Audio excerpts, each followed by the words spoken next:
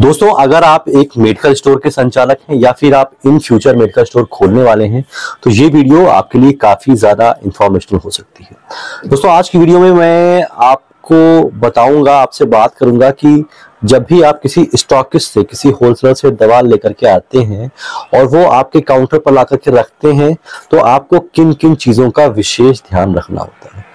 सबसे पहला पॉइंट, जब आप किसी स्टॉकिस्ट से दवा मंगाएं, वो दवा आपके काउंटर पर उन्होंने रख दी तो आप उनसे सबसे पहला काम करें रसीद मांगना। बहुत सारे लोग क्या करते हैं कि भैया माल अभी ले लीजिए, रसीद बाद में ले लीजिएगा, अभी नहीं बन पाया, ये हो पाया वो पाया। तो आपको ये चीजें अवॉइड करनी है। आप बोलिए भैया माल तभी लाइएगा जब आप रसीद लाइए। रसीद बहुत इंपॉर्टेंट चीज है, क्योंकि अगर डीआई साहब आएंगे, दवा आपके यहाँ रखी है और उसका आपके पास बिल नहीं है, रसीद नहीं है, तो आपके ऊपर कार्यवाही हो सकती है। आप बिना मतलब के परेशानी में आ जाएंगे। आपने पैसा दिया ही दिया है तो आप माल के साथ में रसीद भी ले लें तो ज्यादा बेहतर रहेगा। पहली चीज, आपको हमेशा बिल यानी कि रसीद मांगनी चाहिए। उसके बाद दूसरी चीज, जब आपके पास माल आ गया और रसीद भी आ गई तो आपको दो तीन चीजें हैं जो बहुत गौर से देखनी है। जैसे कि आपने जो क्वांटिटी में दवा मंगाई थी, जो क्वांटिटी में रसीद में लिखा हुआ है, सेम क्वांटिटी में आपके पास उपलब्ध है या नहीं। कभी कभी क्या होता है कि मेडिकल स्टोर वाले बहुत सारे काम में बिजी होते हैं, थोड़ा सा समय नहीं होता है, तो क्या करते हैं, ठीक है रसीद रख दीजिए, माल रख दीजिए, फिर बाद में देख लेंगे, मिला लेंगे। ऐसा नहीं करना है। दुकानदार जो स्टॉकिस्ट आपके सामने माल लेकर के आए, आप तुरंत पहला काम, सब कुछ काम छोड़ करके आप पहले रसीद में से और जो माल है उसकी क्वांटिटी को मिला लें। उसके बाद सेकंड चीज, बहुत इंपॉर्टेंट चीज है, एक्सपायरी और आपको बैच नंबर, ये दो चीज एकदम परफेक्ट होनी चाहिए।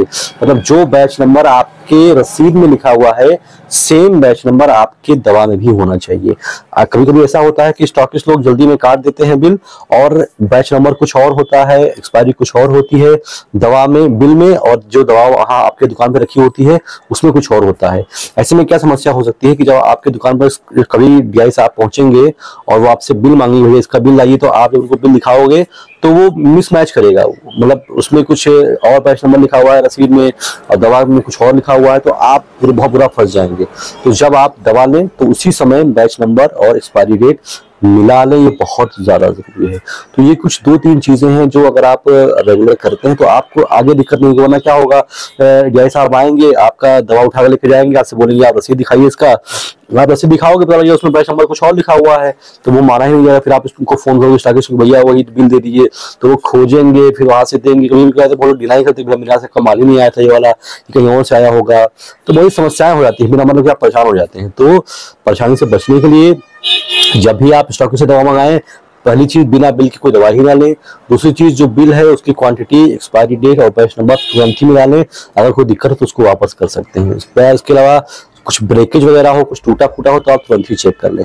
ये कुछ चीजें हैं छोटी छोटी मगर बहुत ही इंपॉर्टेंट चीजें जो मैंने अपने अनुभव से सीखी। मैंने सोचा कि आप दर्शकों के साथ में इसको साझा किया जाए, इसको शेयर किया जाए। तो फिलहाल आज की वीडियो में तो बस इतना ही। मिलता हूँ किसी और वीडियो में, तब तक भी आप सभी दोस्तों का, सभी व्यूअर्स का बहुत बहुत शुक्रिया।